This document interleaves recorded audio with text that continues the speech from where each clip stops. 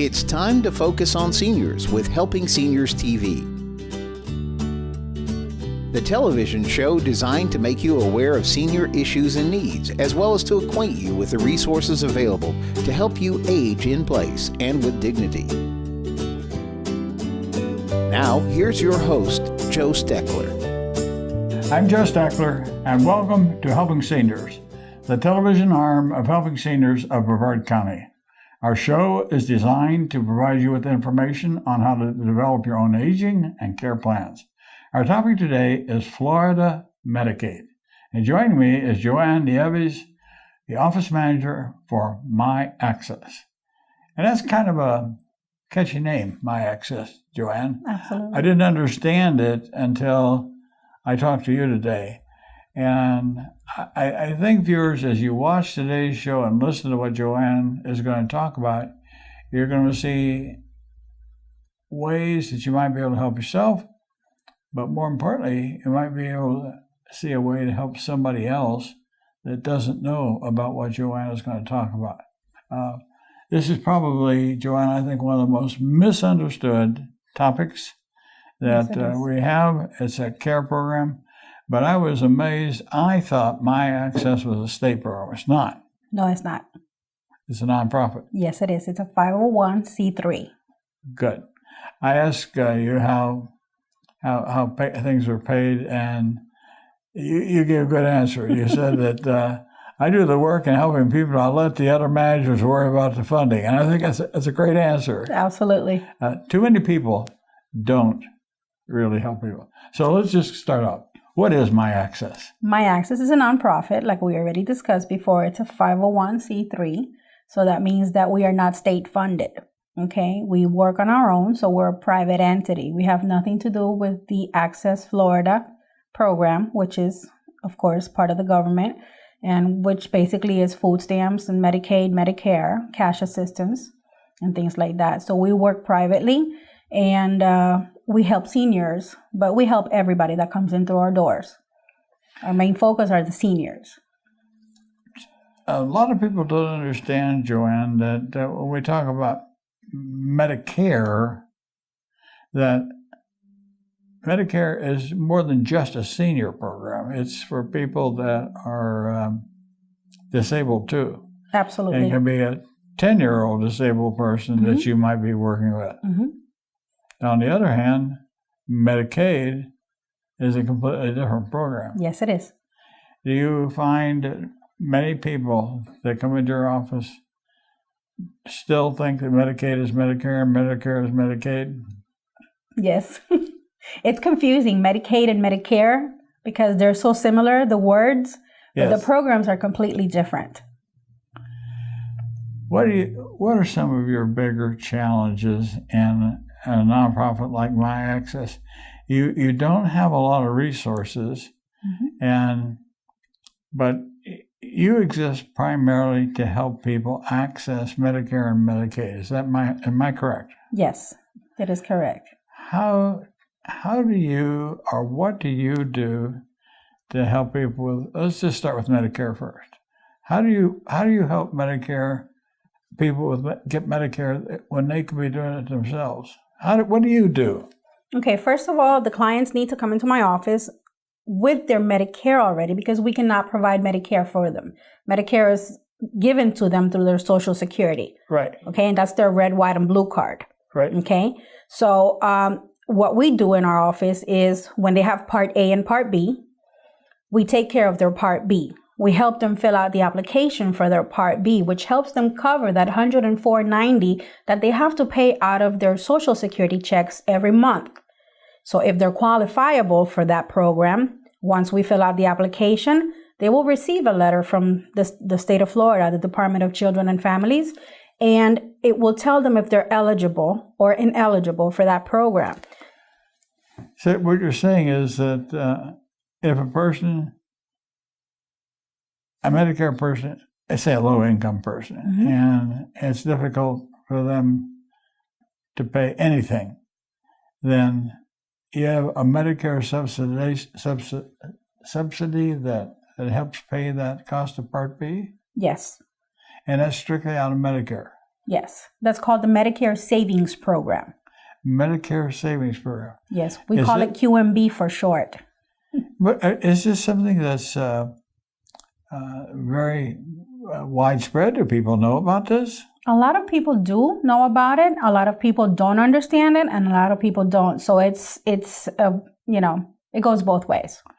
What other things do you help people with Medicare? Helping them with Part B is one thing. What else do you do in helping people with Medicare through your office? Well, besides filling out the application for them, because a lot of our seniors that come into the office either don't have a computer, they're computer illiterate, or they just don't want to be bothered with computers because of the technology that it takes. They don't like technology, so they rather someone do it for them, and that's where I step in. So I fill out their applications, and I explain to them what I'm doing, okay? That way they have a conscious knowledge of what they're going to expect. We go by their income, and we know that a lot of our seniors nowadays live on a very fixed income. Some live with $733 a month, and they have to do the whole month with those $733. So if they get $104.90 taken out of their check, that leaves them with nothing to survive on. So that is the reason why we help them do the Medicare Savings Program, which covers their Part B. Okay. And of course, they're eligible for it because of their income. So if they've already had that money taken out of their Social Security check, once they get the Medicare Savings Program approved, that money goes right back into their checks. So monthly, they will get their $733 full instead of getting $6 something, which is what they get, $100 less. It may not sound like a lot of money to most people when we talk $600 or $700, but we're talking about that's all they have to live on. Absolutely. Some of them, their kids don't help because they have their own bills. Some of them are here alone. Can a person have a secondary income and still qualify for some of those programs? Is there what would be the upper limit on what a person could make before they were able to get Medicare assistance? For a single person, it went up this year, and I believe it's about $1,400 a month. But that just came out, so we're still kind of figuring that part out. For a married couple, it's a little bit more. They can make up to $1,800 a month for two people. But for one person, they have to live on. That's not a lot of money, Joanne. No, it's not. Definitely not. And our seniors are getting the short end of the stick because of the money they get. So you can help people with that part of Medicare. Is there anything else that you could do on the Medicare side to help people besides the Part B? Do you help them with C or D? Well, we do C, which is the LIS, which is the extra help for the prescriptions. If they're qualifiable for that as well, we fill out their application. That's a separate application that we do in our office. And they get their Part D taken care of. So this is for the drug program? Yes. How does that help? It helps them cover the cost of their prescriptions. So basically, they'll be paying $1 or $2 on their prescriptions, or depending on the program that they have. Well, depending on their income. Let's say the person makes $1,400 a month, and they qualify for the program, and they get $104 paid back to them for their Part B. How would a Part C work with the prescription drugs? How much would they pay, like co-pays? Do they still pay the co-pays and do it? Some do, some don't. It just varies per person. It goes per case. Goes by what? It goes per person, per individual.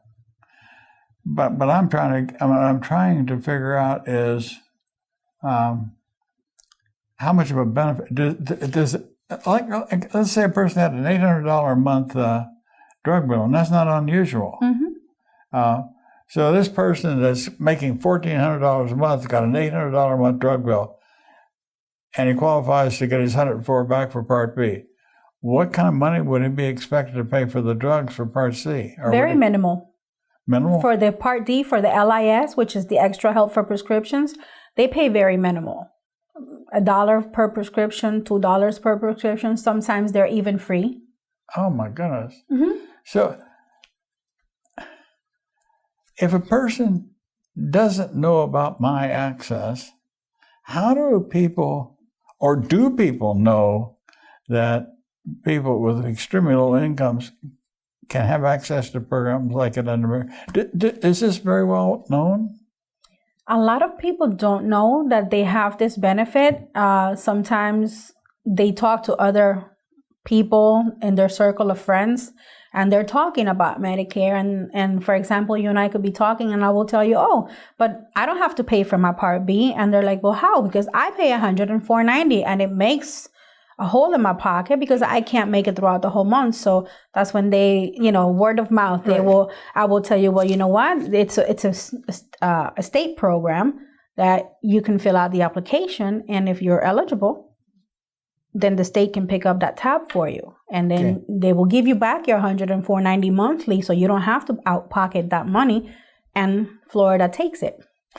You had your low-income subsidy. Is that what that is, low-income subsidy? The LIS is the low-income subsidy. But is that what we were just talking about? That's part of it, yes. That's part. What's the other part of the low-income subsidy? Well, the extra help for the prescriptions. The direct prescription and Part B. So that's your low-income subsidy. Absolutely. What that does it for Medicare, but how about qualifying for Medicaid and some of the Medicaid benefits? One of the biggest problems I've seen with the Florida Elder Helpline, a senior citizen can sit there for an hour on the phone and have them go away. And they have to sit down and start all over again. So they get very discouraged and they just do nothing. People who have that experience can come into your office. They can, and I will help them as much as I can. But you help them fill out the form. Yes. My biggest concern is, how do these people know that they've been heard? How do they know that application is even being looked at by anybody? Is there a check on the system?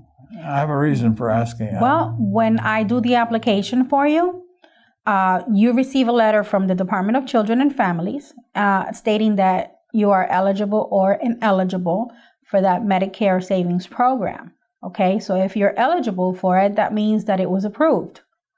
Okay, and so that way you know that your $104.90 are not going to be taken out of your check the following month.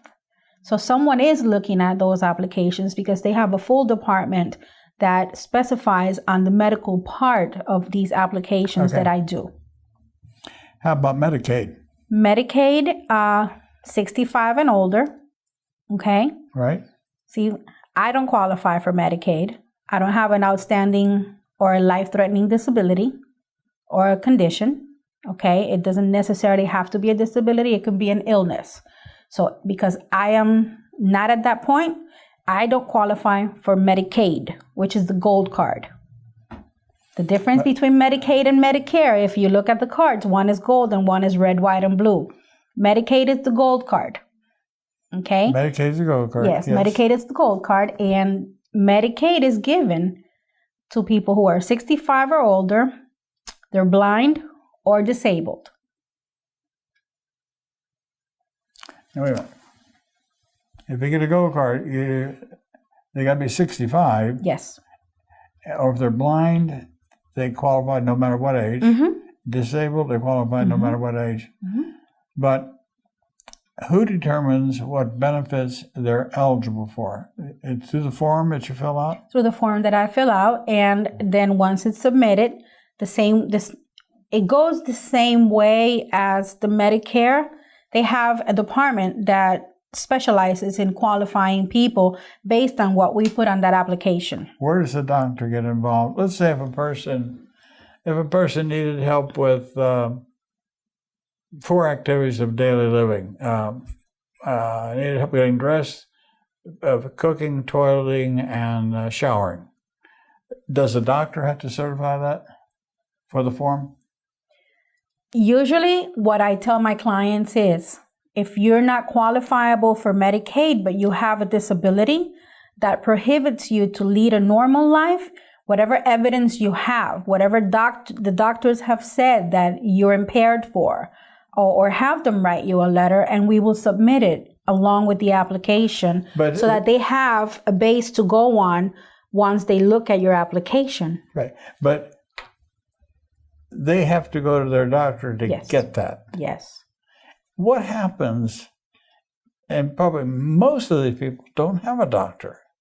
I know. How do they go about getting a doctor to certify that they need help with activities of daily living so they can submit and be qualified for Medicaid? Well, there's other ways. There's always the health department.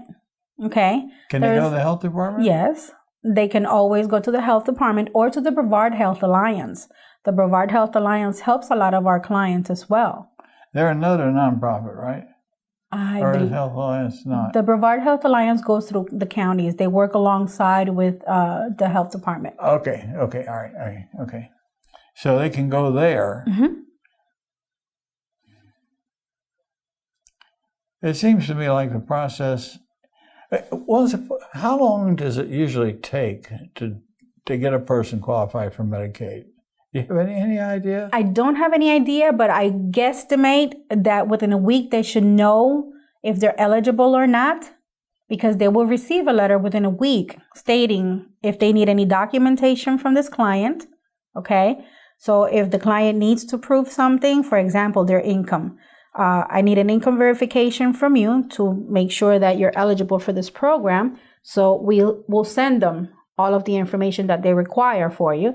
That way it helps you to get qualified. Okay, so let's say a person could fill the application out, send the application in, and once they see what they've said, they could direct them back in a letter that comes back to say, you need a doctor's verification for this, or you need this, or you need that. Mm-hmm. Will they spell out for them then what they need? No.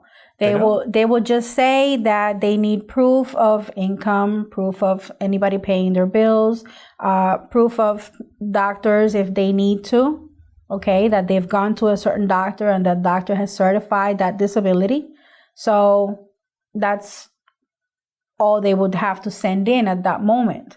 But usually when it's a person that has a disability and they're already on Social Security, they don't need to prove it because Social Security and the Department of Children and Families go hand in hand with that.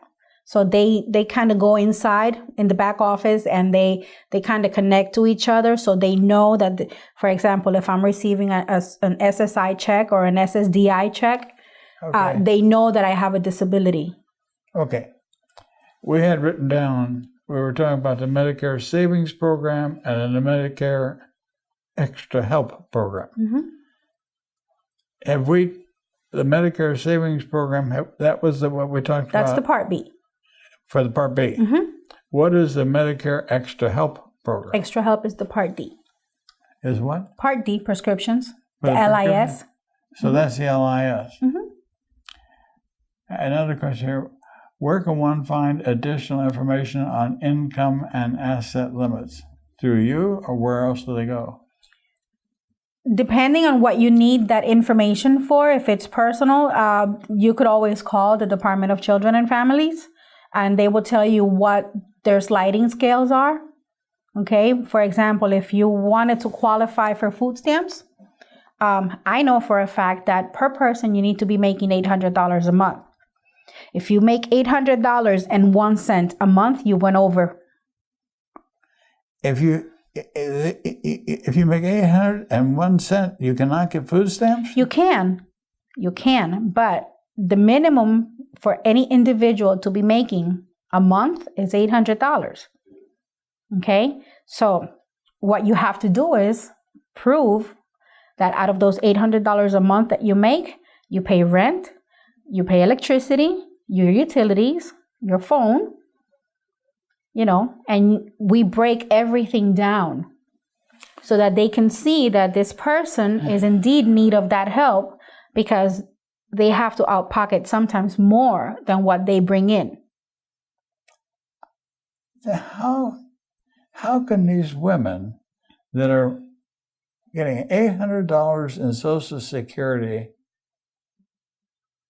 get $25 and $30 a month for food stamps? It seems almost criminal, because it would seem to me that if the $800 doesn't cover their living costs, No. So they're shorting themselves someplace else.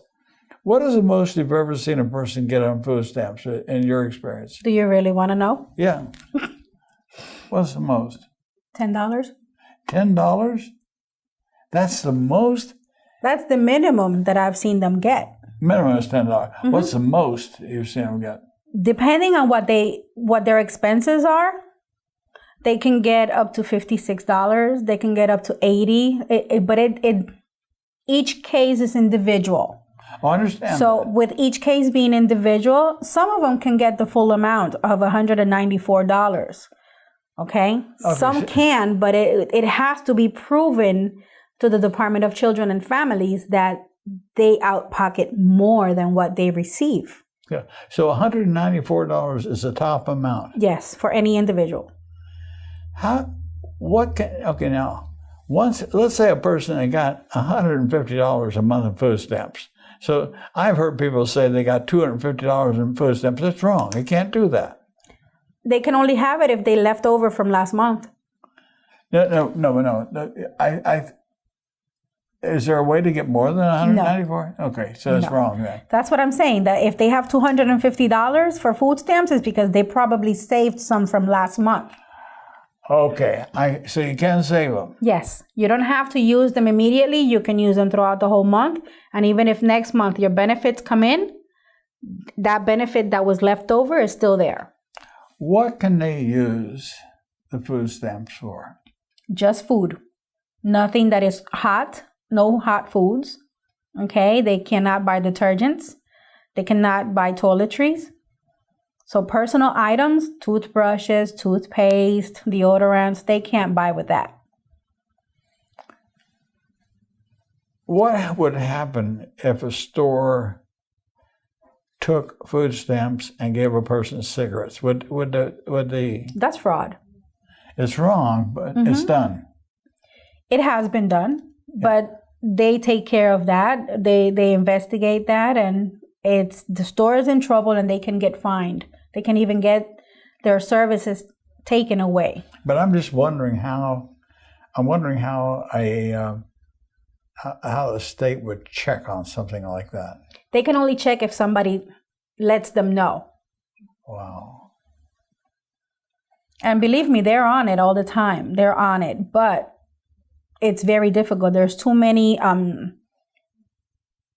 stores out there, small stores, corner stores that accept the benefits.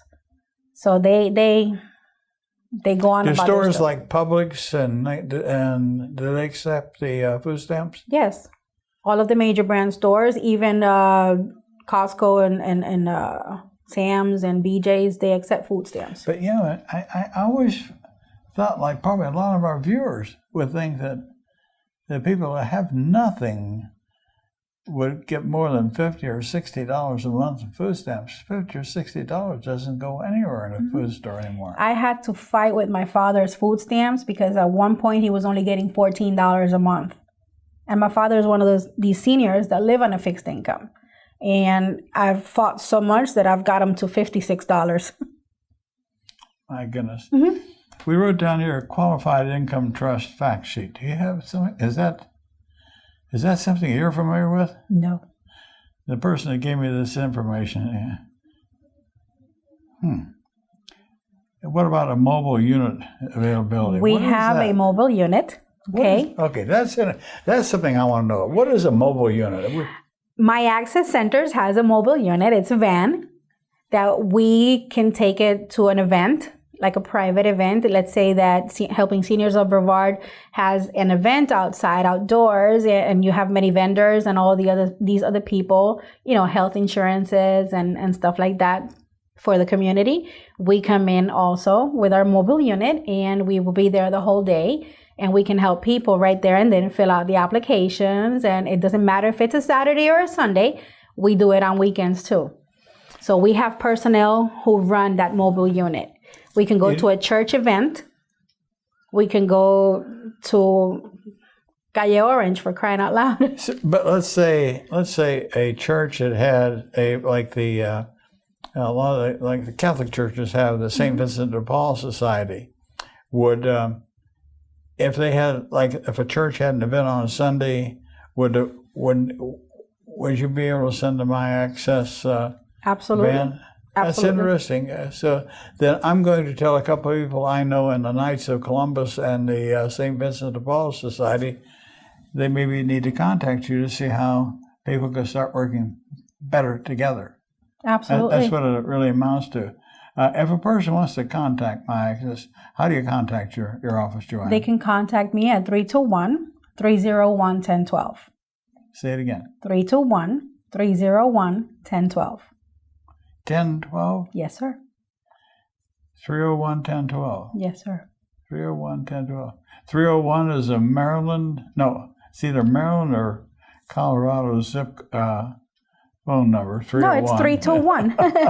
Yeah, but ours is 321. So our area code is 321 in the Brevard County area. Right. Yeah. What else could you tell me about My Access that I didn't ask? What else? Anything else that you do, Joanne, that you would like for our viewers to know? Yes, besides helping our clients with their food stamps and filling out their applications, I have other resources that I can give them. If they're homeless, I have a list of places where they can go. So I always try to have available options for my clients. And a lot of them come to me and say, hey, I'm going through this. I need a food pantry or I need a food bank. And I'm like, sure, no problem. I give them a copy of all of the local area food banks and I give it to them. So I facilitate my clients with additional instruments so they can survive when they're in such fixed incomes, because I have a lot of homeless. Wow. I have a lot of people who just came out of jail. Okay, they have nowhere to go, nowhere to sleep, no food to eat because that's a whole new show. Mm-hmm. We're out of time, but I thank you, Joanne. I think there's more that I need to get to talk to our viewers. Absolutely. But I want to thank you, viewer, for watching today's episode of Helping Seniors. I think it's been very informative. Give Joanne a call at her My Access office. I'm Joe Steckler. Thank you for joining our program today. I'd like to remind you that our senior information line is available to you at 321-473-7770. There you can get help and direction that could be helpful for your specific situation or circumstances. The work of helping seniors is very important, but we can't do it alone. That is why our sponsors here in Brevard County are so important. I'd like to thank our many area sponsors, businesses, and medical providers who support the mission of helping seniors that help us carry the cost of our media efforts. If you'd like to join us either as a business partner or simply donate as an individual, we would welcome your call at 321-473-7770. You are always welcome to visit our website at www.helpingseniorsofbrevard.org. Thanks so much for your help. It does make a difference.